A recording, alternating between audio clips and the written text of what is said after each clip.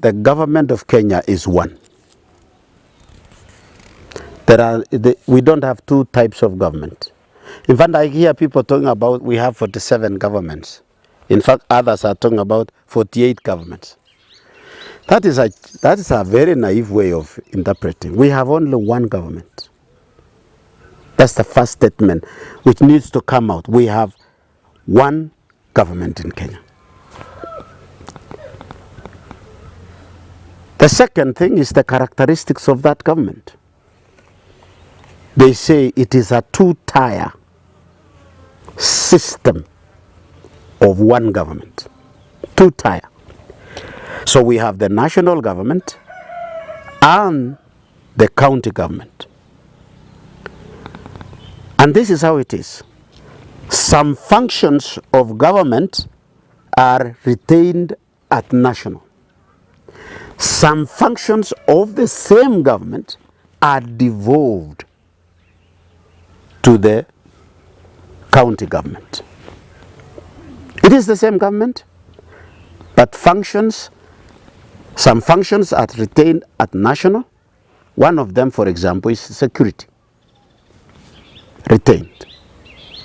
It is uniform all over the country. So we cannot have police created in the same capacity, same respect, same constitutional level at national and then in county. We can have askaris in county with limited access to the state of the national police in the country.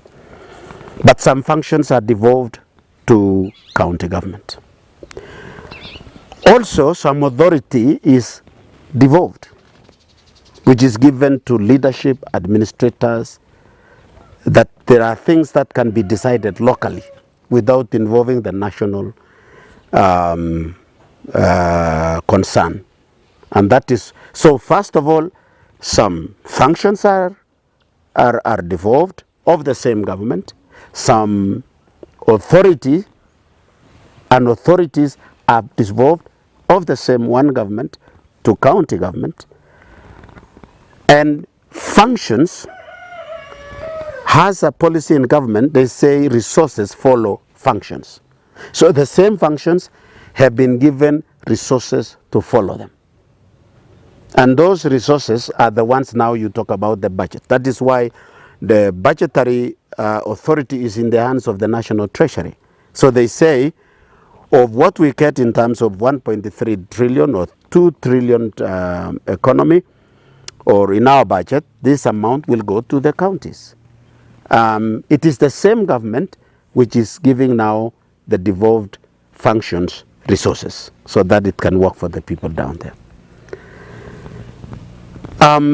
This same government has given authority to both the leadership at county level and given authority to the citizens under the same constitution to determine the kind of leaders who should exercise that authority on their behalf as a government at a devolved state.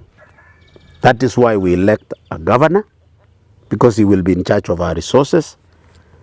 We elect a county assembly so that it will help in monitoring and oversight on the use of the same resources which have been devolved come down to where we are.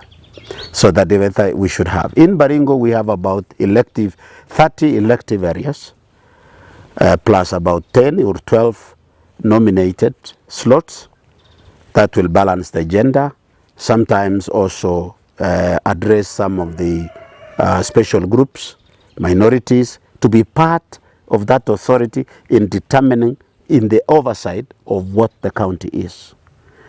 So, as a national exercise, we are participating in a national exercise through an arrangement of a two-tier type of government. So the only difference between the national functions and local functions in terms of philosophy that guides the authority of the citizen is that we elect the leaders reflecting the interests at our local level, reflecting concerns at our local level. reflecting opportunities at our local level. So when we elect them, we want to have them help us exploit the resources that we have in our interest, help us manage the resources to our good, help us live in accordance to our own dreams and taste locally.